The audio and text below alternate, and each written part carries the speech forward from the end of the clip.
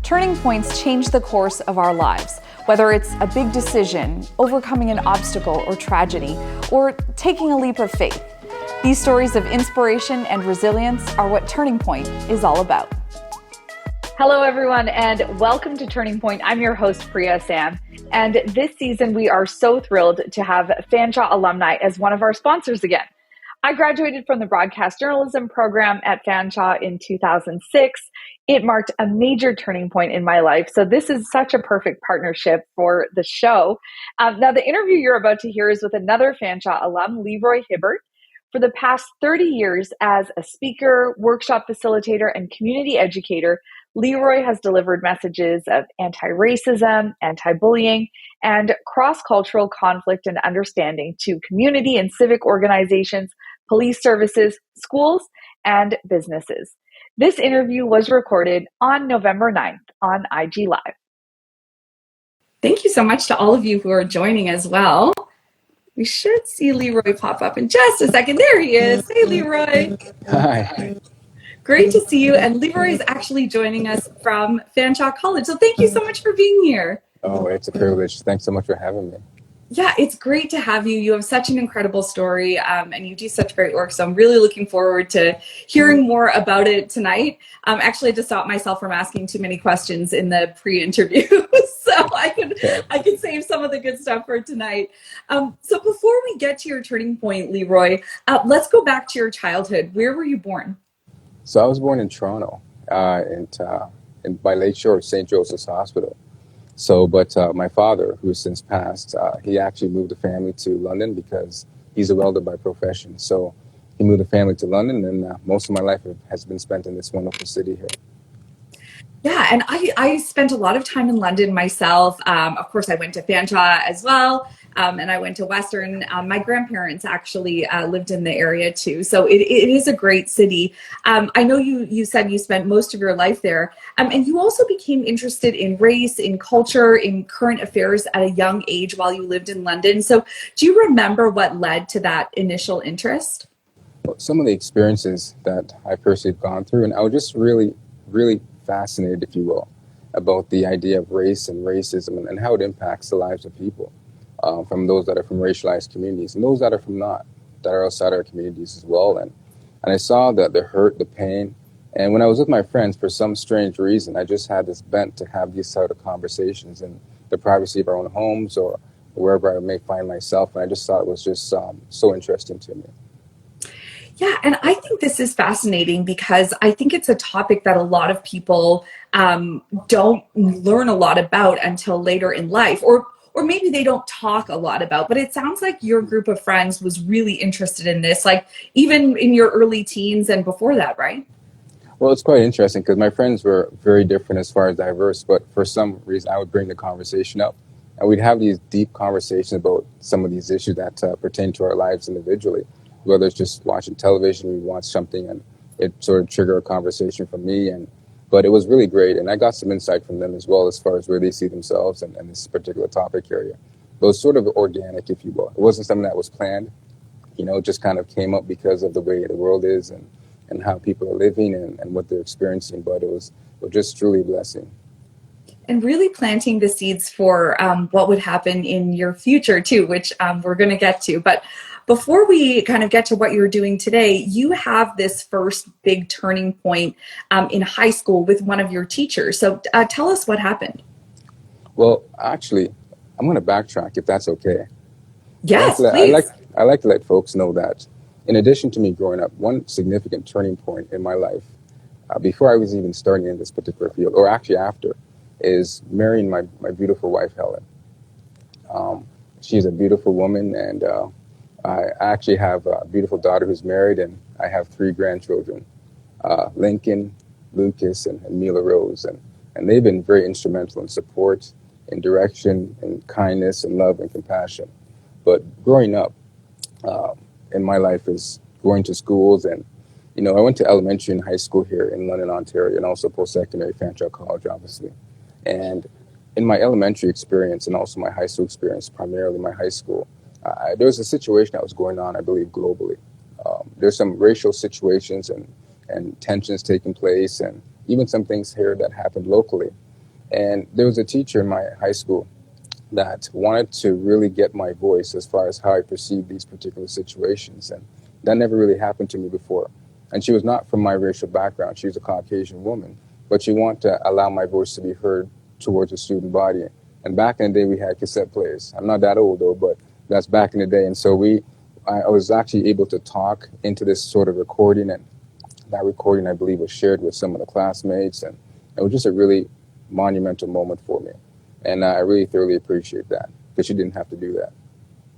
And how did it feel for you to actually share your thoughts on something that was, controversial at the time?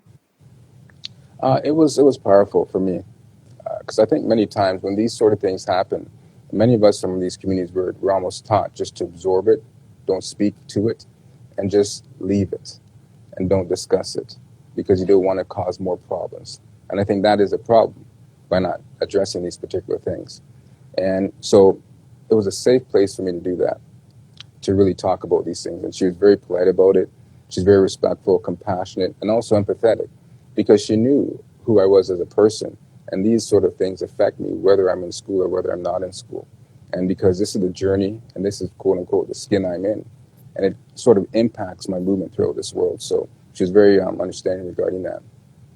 Yeah, and you raised some good points. I think even now, a lot of people of color, myself included, there have certainly been times when I've experienced racism or I've seen it, and the first instinct for a lot of people is just to not say anything, right? To kind of go into like protect and maybe talk to somebody who is an ally, or another person of color who maybe witnessed the situation and is feeling the same way. But it is rare, and I think even more so at the time you were in high school, to have someone like that teacher who was an ally and really wanted to amplify your voice. So it makes sense that this really had such a big impact on you, this kind of first show of allyship. Absolutely. And you have to have courage. And courage is not the absence from fear, it's the ability to operate in its presence. And so she really helped me in that particular environment. And, because in conversation, I believe conversation is the seed to understanding. And I think that's how we bring understanding to people from different walks of life. Really listening, understanding, and not gaslighting individuals or having micro invalidations where we dismiss a person's experience because it's not our experience, right? So I think it's really important when you're talking about these areas, and you brought up wonderfully as well. We want to speak up for the community, but we don't want to speak over them.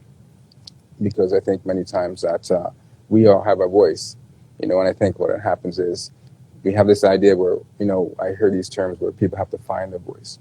But I think we already know our voice is there. It's just that people are not listening. And I think right now the time is current where these things are starting to change. So. Yes.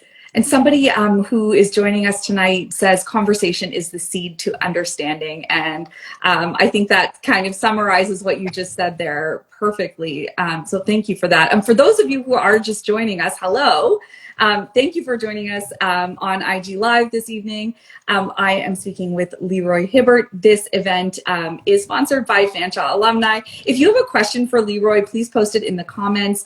He is an anti-racism and anti-bullying educator with about 30 years of experience. And we haven't gotten to his biggest turning point yet, but we are almost there actually. So you spoke about this first experience you have talking about race in a more public way. And, it's a bit of foreshadowing of what's to come. But first, you end up at Fanshawe College. So tell me about your time there. It was wonderful. It's interesting because when I applied to Fanshawe, when I applied to the program, I didn't get in initially. And so time was progressing. And so I was just calling Fanshawe College intermittently, if you will, just to say, how are things going? And I didn't get the program yet. It wasn't until the last day that they were accepting any more applicants for this program that I got in. And when I got in, my mother was just, my family, I was just beside myself. And so when I got into the program, it was a wonderful experience for me, being in post-secondary and being in an environment like this, where you have a lot of hands-on, you have academic theory, if you will, but the practicality of what the school provides is just wonderful. And with the program, I was able to see different types of forms of recreation. whether it's municipal, whether it's working with seniors, youth, adults, whatever the case may be. And through that, I was able to sort of find my, if you will, niche, if you will, in this conversation. And it was just a great, great time. Yeah, I mean, you echoed so many of my own feelings about Fanshawe. I feel like the hands-on experience that you get there, the smaller classes too, so you really get that one-on-one attention. And you also touched on just how it really prepares you kind of for life after, right? And for actual for being out in the real world, I guess, or in the working world, I should say. So where did you end up working after you finished the program at Fanshawe? So I went to, it's interesting because after I've done a program at Fanshawe College, I actually got a call from a friend of mine. And this is quite an interesting turning point for me. I usually go and play basketball on the weekends just to get some exercise. And then I'd usually come back and go to chapters. And this is before I was married. I'll go to chapters and just sit there and get books and just read and just really get some knowledge and insight because I knew it's going to come to, there's some things that I'm going to have to understand. And while I was doing that, a friend of mine called me, and she said to me, I believe her name was Jackie. She said to me that she was supposed to go to the RCMP, Royal Canadian Mounted Police, to be on a panel for a panel presentation to help improve the relationships between officers and people that are from the racialized communities, primarily Black, if you will. And so she said she couldn't make it, and so she called me and asked if I would like to do it. And I said, well, because usually Saturdays I'm doing other things. So I said, okay, no problem, because that's interesting to me. So I went down there, and I just was on a panel, had just a wonderful experience, and really was able to speak truth to power to people that were holding a badge, if you will. And we really tried to build some understanding within the community as far as how people that look like myself perceive what's called law enforcement. Because all of us from our community, we're not a monolith. We're very diverse in and of ourselves. And so from that, the organization that was hosting that, I found out they're actually hiring a person to be an anti-racism education officer. And so I never had any experience in that. I didn't go to school for that. I just had a passion, a desire to do better, to help others out, and to serve, because that's what I wanted to do. So what I decided to do is I got my resume together, and I went down to that organization, and I saw the director, and his name is David Lafayette. He has moved outside of the city now. And so I presented my resume, and I said, just to remind him, I said, I was actually at the event that your organization hosted, and I just wanted to apply for this position because I thought it would be very notable that I give you my resume. And long story short, he took it, and then he called me back, him or I believe the chairperson, one of the two, gave me an interview, and I got the job. And so I've been working there. It's called the London Multicultural Youth Association, LMYA as an acronym. And so I was working there for a protracted period of time, and fast forward, the organization actually folded. But before they closed down, they met with an organization called LUSO Community Services. That's where I presently work now. And so they met and they discussed the organization, and they decided to take some programs over to the organization because it aligned with their mission statement of inclusiveness, well-being, and prosperity with the people in the City of London. And so that's how I came over to the organization called LUSO Community Services, and I've been there ever since. Wow, it's pretty incredible how this almost chance happening just changed the course of your life. This friend of yours was supposed to be on this panel, couldn't make it, asks you to fill in. You have this incredibly powerful and empowering experience speaking about race to the RCMP, and then you decide to apply for this job, which you might not have heard about, I guess, right? If you hadn't been on this panel. No, not at all. And it was just wonderful experience. And it was a small organization to start off with, a few people, but we had a desire to really help change the course of the city, one person at a time. And we work with newcomers to Canada. We work with the community. We help build understanding, and it was just a great experience. And what I used to do in that organization as well is I used to work with a lot of newcomers to Canada, and I provide some communication and leadership skills. And then from that, when I trained those particular wonderful students, I'd call elementary and high schools to ask if they want to be a part of a panel. And I'd bring those students that I've trained with me to these various schools, and I'd moderate the conversation. And it was to build bridges between people that are new to Canada and eliminate stereotypes and bring understanding for those that reside in this nation and that were born here.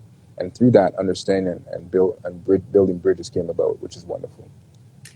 Yeah, and I mean, this is before DE&I work was really widespread. You know, we hear more about diversity, equity, and inclusion now, but at this time, you were kind of paving this path, right? It wasn't like there was an existing curriculum or programming to follow along. So, how did you figure out, you know, even that what you just told us about kind of this grassroots idea of having panels to introduce different cultures?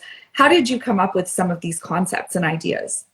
But a lot of it is basically from the people that we work with, from the students, and their experiences, and how they wanted to use their experiences to help other people out.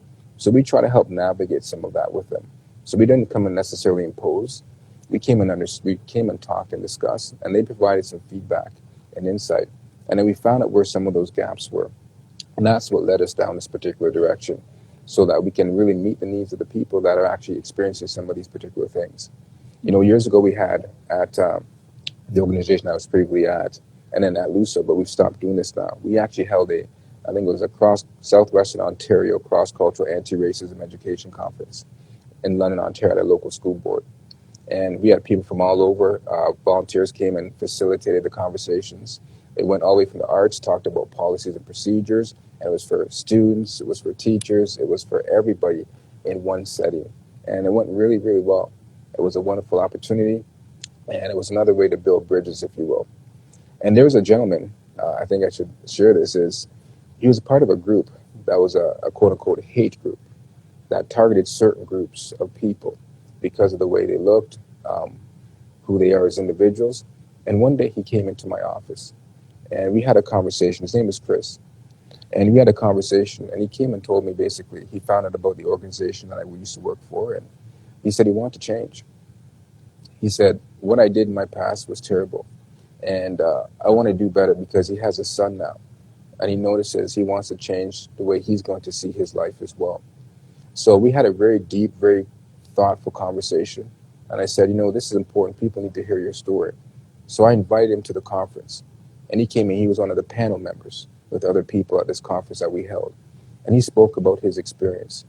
And I think the media was there, and it went completely all over the place, which is powerful in a good way, to the point where people from, I think you mentioned to me, people from Ottawa contacted him and wanted him to go and speak about his experience to that group of people. And it launched him to another, stratosphere, if you will, of understanding and building community. Because I think a lot of times in life, I think we judge many people by their mistakes, but we judge ourselves by our intentions. And I think what we have to do is, I don't believe in cancel culture. This is just me personally. I believe in counsel culture. Yet people do have to be held accountable for what they have done, understandably so. But there also needs to be some change, because people are growing and trying to get to different places in their lives. I like that. Council culture. Yes, I feel like that is a really good takeaway from that story you just told there, and just sort of knowing that, that when people want to change, when there is that desire there, that it is possible in situations like that. That's such a good example. We do have some new people joining us, so hello to everyone who has joined. A lot of people who are agreeing with what you just said there as well, Leroy, so lots of kind of validation and people saying absolutely in the chat here. For those of you who are just joining us, I am speaking with Fanshawe alumni Leroy Hibbert. He is an anti-bullying and anti-racism educator. If you happen to have any questions for him, feel free to pop them in the question bar there that you'll see on your screen. We're going to have a little bit of time for Q&A at the end here. So far we've kind of traveled through Leroy's life, and a first turning point where a teacher asked him to give his perspective on a situation around racism, and then fast forward a few years, he was asked to speak on a panel with the RCMP that was aimed at resolving and addressing the issues that existed and continue to exist between the Black community and the RCMP. And that led him to apply for a job in the very early days of work around diversity, equity, and inclusion. So tell us about, I mean, you mentioned this story about this man who came to you and, told you that he wanted to change. He had really expressed a lot of hateful views before, and then he wanted to change. I imagine, I mean, I think work around diversity, equity, and inclusion it's still challenging to this day. But tell me about some of the challenges you experienced in those early days of doing this work. Well, it's interesting because we have this idea called microaggressions. That's coined by a man named Chester Pierce in the 1970s. He's an African-American man. I believe he's a psychiatrist and also a professor as well. I believe he attended or he was teaching at Harvard University. But it's interesting because when I went to a school just recently, and when I say recently, I could be speaking about 10 years ago or 20 years ago. But when I went to the school in London, Ontario, I walked in to talk to a principal. And there was an administrative assistant that was sitting there. So she just, I think, had me sit down and just wait for him because I think he was finishing his lunch. So as he was finishing his lunch, I sat down and just thought to my cognitive domain, what I need to tell this gentleman, because I do not want to waste his time because he is quite busy. So as I walked up to him, as he was finishing up, I believe, I walked up, I shook his hand, I said, "Hi, my name is Leroy Hibbert. I work at a such and such organization, and we do some programs to help support your wonderful community, such things." So the principal of the school looked at me and he said, "You know what? You speak really good English. Where are you from?" And then he asked me if I played basketball. And so I didn't get angry with him. I didn't call him a bigot, but I used that as a teaching opportunity. And I said to myself, well, I believe English is a universal language. If you're taught how to speak it, you should be able to do so, no matter what country you're from. And so these sort of microaggressions that take place. And I was actually at a school not too long ago doing a presentation. And I'm not going to name the high school nor the board the high school represents because I do not want to embarrass either or. But I went to do a presentation on Black history. And there was a student in the school that was having some significant challenges. And I could see that. I mean, there's staff around her really trying to help her through this. And so apparently they took her out. She was walking out into the hallway and all the students came in to the presentation and the door was closed. So as the door was closed, it's not soundproof. So I can still hear what's going on in the hallway. So they called me up to do a presentation on Black history. And as I was speaking, a student yelled out in the hallway, "I don't want to listen to that N-word." And that's what they called me while I was on stage. And so I paused momentarily, and students were listening to that. And I said to myself, okay, 600 people looking at me in this assembly, what am I going to do with that? And I said to myself, you know what? It's not important what people call me. It's only important what I answer to. So I finished the presentation. Then the assembly concluded, and then I went to see the vice principal, shook her hand. She's now since retired from the system of the board. And then from there, students were lined up. I gave them a hug and talked to them. They're just wonderful people at that school. So still went back to the office to finish off my day, still thinking in my cognitive, my mind, what allowed that person to feel so free to say that to me. So I went home. And as I went home, my beloved wife was there, and she said that somebody called our house and left a message on our answer machine, our landline. And I said, oh, okay. So my beloved wife and I walked upstairs, and we pushed a button on the machine to listen to the message. And just to paraphrase the message, it said something similar to this. It said, "Leroy, I'm sorry. All of us at our school does not believe what this one student said about you. And if it's any consolation, please don't let this stop you from coming back to my school. He said, I'm in grade 12, but I'm graduating this year. But if you come back to my school, I'll stop and listen to what you have to say." So I called him back. And I said, because he left his number, I believe, or I had call display. And I said, "Thank you so much for calling me." He emailed me as well first, and then he called me. And I said, "Thank you for checking up." I said, "I'm okay. I'm doing well." And I said, "If your school wants me to come back, I'll be happy to come back. No problem." That young woman that did that to me, I don't hate her. I forgive her. For me, hate is too great a burden to bear. So I just want the best for her. I don't want anything negative to happen to her, but I just hope her interactions with other people that look similar to myself or different will be a lot much more positive. But those are some of the things that, in doing this work, you put yourself on the line to experience on occasion. But I've had one of the organization that I work for, Luso Community Services. Fanshawe College has been great. My beautiful wife, Helen, my daughter, her grandchildren, my daughter's husband, my mom and my family. It's been so, so helpful.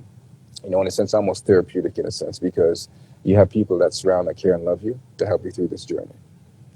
Yeah. And, I think you raised an important point, though, about, you as as a person of color doing this work, you do put so much of yourself out there, right?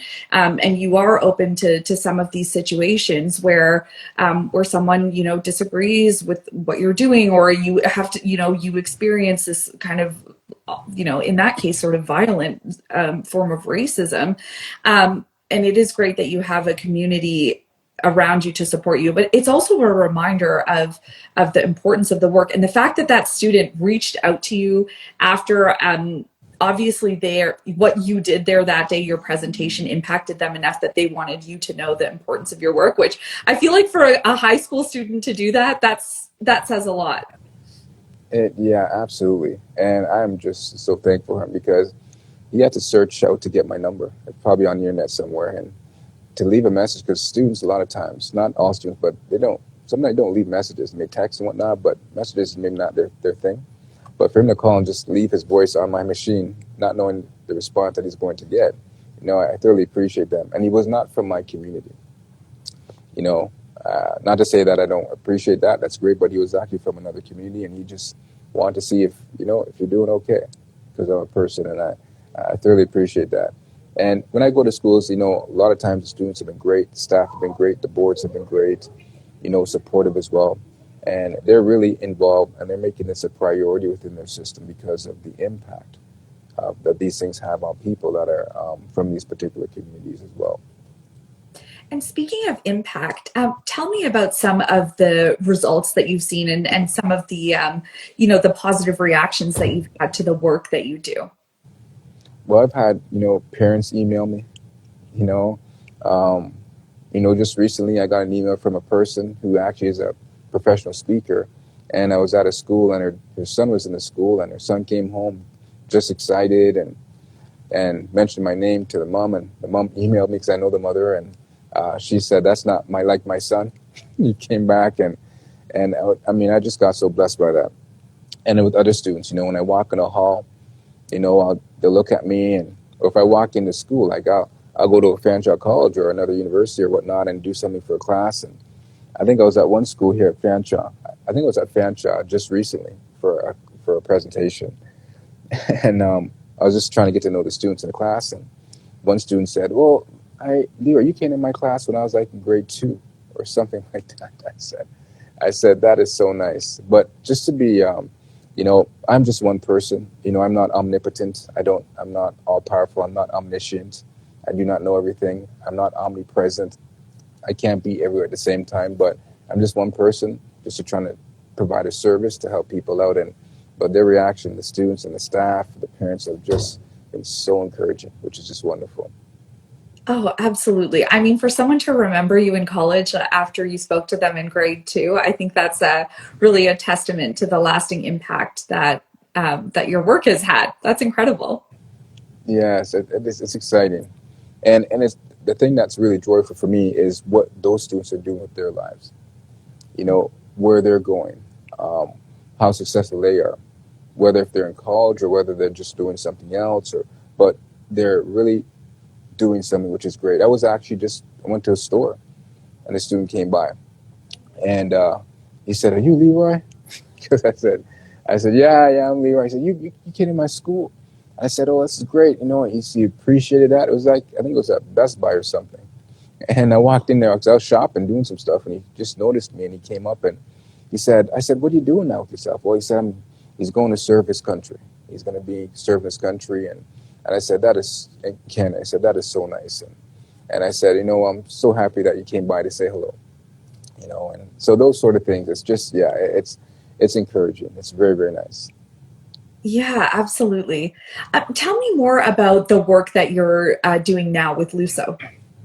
Well, doing a lot of work in the area of anti-racism, cross-cultural humility, cross-cultural education, multicultural awareness, and really providing some custom-made presentations to meet the needs of the schools and the classrooms at the same time.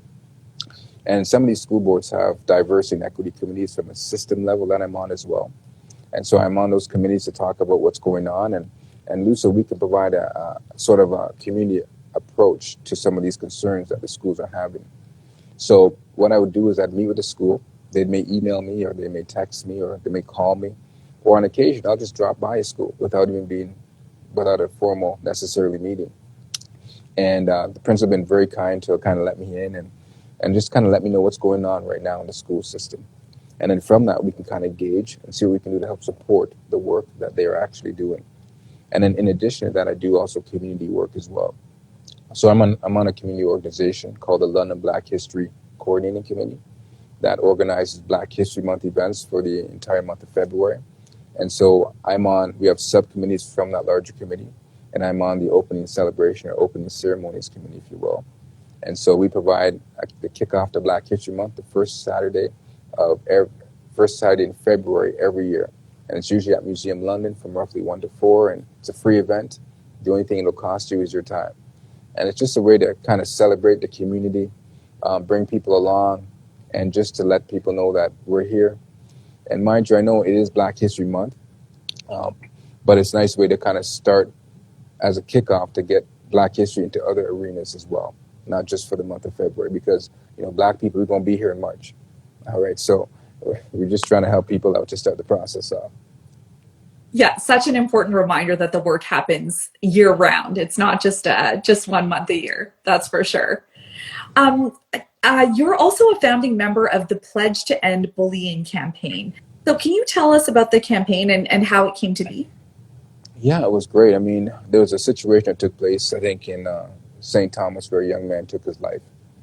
And so the board itself, the Thames Valley School Board, wanted to do something to really address some of these situations. So they did it's almost a simulcast where they had something in London and something in St. Thomas, and I believe in Woodstock.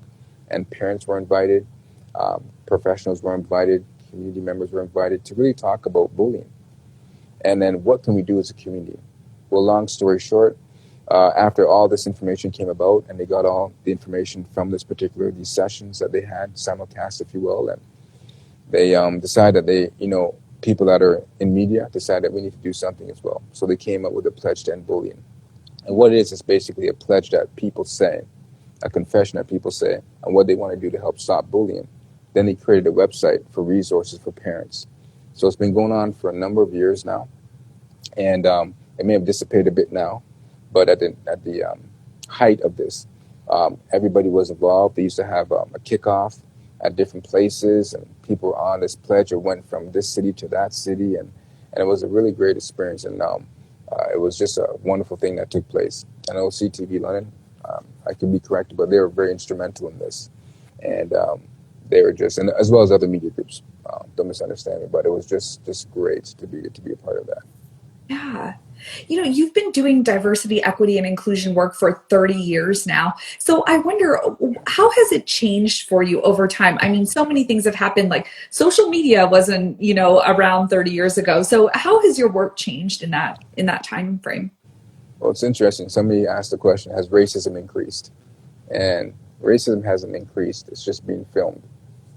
So people get to see what people have been talking about. I think what's happening now is people are becoming more vocal. Years ago, it was just kind of like they're just having a bad day. Don't read into it. You're just making things up. It's almost like gaslighting the community. And so what has happened is people are becoming more vocal. They're standing up. They're starting to name it, which is very, very powerful. And they're having uncomfortable conversations. People say, well, still today, I can understand people may think it's very uncomfortable to talk about. But as uncomfortable as it is to talk about, can you imagine how uncomfortable it is to live it? And so we're really trying to get the community along, and we're really trying to embrace this idea of what this looks like in everyday life. Because I think when you talk about anti-racism work, I think we can get to the point where it's just something in the academic arena, or we need it because we're working at a job and it's required training. But I think I want to look at this as a part of your life. So when you go to the mall, you're going to see people that are different. You go to maybe a sporting event, you're going to hear a different language. And how can you just enjoy the people that are around you without assuming that they're here for something that you think they are here for, which they are not? So those sort of things. Yeah, I really appreciate, I wanted to ask this earlier because you've mentioned a few times now just the importance of sort of that two-way communication where you're actually keeping a pulse on or keeping an eye on what's going on in the community, and then your training and your workshops actually are reflecting what you hear there's a need for, whether it's in the school system or in the community at large. So maybe you can tell us a little bit more about the importance of getting that feedback from the communities that you're serving. Oh, it's critical, because you want to make sure you're meeting a specific need. And me as a person in this community, outside of the role that I'm playing at work, because I'm a Black man, whether I have a suit on or not, whether I'm at work or not, so I experience some of these things as well. So I'm not talking from hearsay, I'm talking from personal experience. And community members have similar stories, if you will. So from that, we sort of formulate something that can really help address and really help change the mindset of people so their behavior can also follow suit. Fear is a very interesting commodity. Fear, F-E-A-R, it's false evidence appearing real or forever always running. And fear can stop you from doing a lot of things, but it should never stop you from doing the right thing. Oh, that's so powerful. Yes, I feel like I definitely need to capture that quote after. Thank you, Leroy, for sharing all of these experiences. I know some of these topics, as you say, it's not always easy to talk about, but I think people like you really provide insight and even just giving the language for other people to use when they discuss racism, when they discuss bullying, being an ally, how to be a good ally. You've just given us so much insight this evening. And just to wrap up my questions here, I wonder, as you reflect back on your two big turning points, so this moment in high school where your teacher asks you for your opinion on a situation involving race, this is kind of the first experience you have publicly speaking about it. And then also being asked to be on this panel with the RCMP, where you're able to speak openly about what law enforcement needs to do differently as they engage with the Black community. So these two kind of big turning points for you. As you reflect back, what are you most proud of when you think of the work that you've done since then? Marrying my beautiful wife, Helen. And then also, I love it. Just having the opportunity and really, people really understanding what we are trying to do. We're not being accusatory, we're not trying to attack, we're not against a certain group, but we're here to build community and bridges. And I think that's really, and the openness of the school systems now and community members, and being able to have these discussions and talks openly as well as privately as well. And I think those are the things that have really encouraged me a lot. When I go to schools and, they know what racism is, or they've heard the word, or maybe they have discussed it. Because I was out of school just recently and doing a presentation at a high school. And I went to an elementary school, and the person that was behind the administrative assistant said I went to her daughter's school, and her daughter's in high school. And she said, when my daughter came home, that was a conversation we had at the dinner table. And I said, that's beautiful. And I said, I appreciate you mentioning that to me. And I told her, please let your daughter said hello. But those sort of things, it's very encouraging. Yeah, just knowing that you're making a difference and that your work is like leading to these conversations that actually change the way people behave and act throughout the rest of their lives. It's so impactful. So thank you again, Leroy. Thank you for sharing your turning point. We do have some audience questions here. So the first one is, what is most satisfying for you about the work that you do? Getting to meet the people. I'm a people person, but getting to meet the people and listening to them as opposed to them just listening to me. That is just so satisfying for me. And it's just a wonderful experience. And I get to learn and grow as a person as well. Yeah, I love that. What about, we have a comment here from Julie who says, love those little moments that make big differences. Yeah, absolutely. I think that it's really important that you touched on that, because sometimes when we think about making a difference, we think about, having to do something massive that, changes the world or the country or the city we're in. And these these presentations in schools, these conversations sparking these conversations at dinner tables. I mean, those are really the grassroots things that that when you add them all together, right? Like shavings make a pile, as they say, and that's what really does make such a big difference. So thank you for that comment, Julie, and thank you for Leroy for really highlighting the importance of that. And actually, this next question I think really fits well into that. So this audience question is, as a non-racialized person who witnesses an act of racism, what can I do to help the victim in this situation? That's a great question. What we can do is acknowledge it. You cannot change what you do not acknowledge. And in life, you cannot live beyond what you've been taught. So like Maya Angelou said before she passed away, do what you know. But when you know better, then we do better. So number one is acknowledging it. Number two is responding to it. Number three is discussing it. And number four, we can stop it. So for the victim, I think many times when we talk about the idea of racism, we focus on the perpetrator. But I think we got to console the victim first, the targeted person. And even if you don't know what to say, just be there for them and allow them to help you in that particular journey as well. Because I think many times when these things do happen, we feel like we're all alone. We're by ourselves, and we're so used to that in certain cases without people that are from outside of our community coming in and saying, not just saying it's going to be all right, but just be there. Sometimes the best thing you can do is maybe not even say anything, just be there and just say whatever you need me to do to support them in this particular journey. But your presence is greatly appreciated. Yeah, that's such good advice. And as you said too, there's so much power in just that acknowledgement that it happened, and just offering that. Oh, Hi, I'm back. hey, there we go. Yeah, I think we all got an emergency alert there on our phone. So, Yes.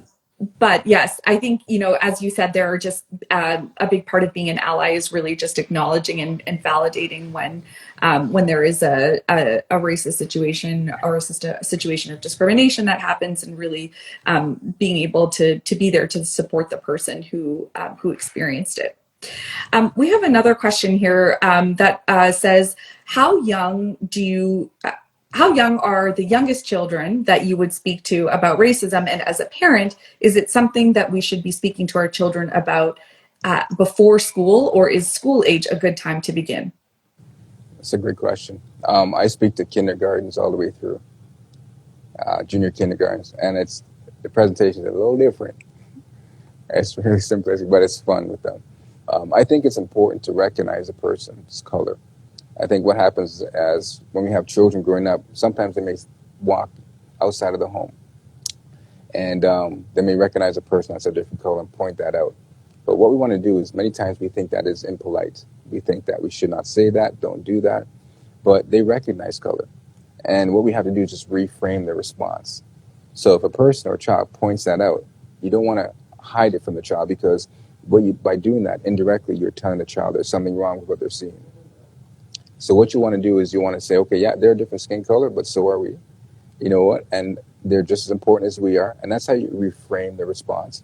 Because I think what's happening in the narrative of this idea of racism is this philosophy of being colorblind. There's no such thing as being colorblind. You can be my friend and I can still be black.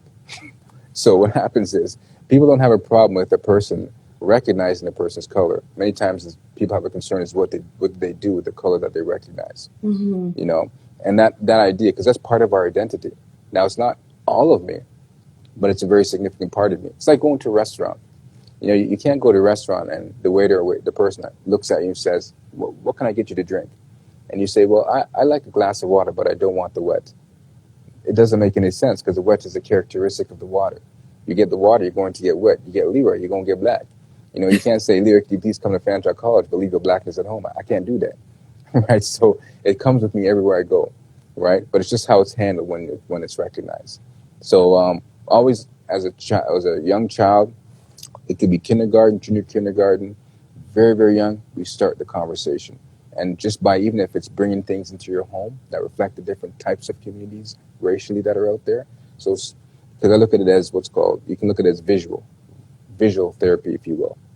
And so you can see what people are like, and through that, you can have very interesting conversations. It can be through movies or television shows, So many different touch points, if you will, that you can gently allow the child to be taught that there's differences in the world and it's okay to be a person of a different skin color.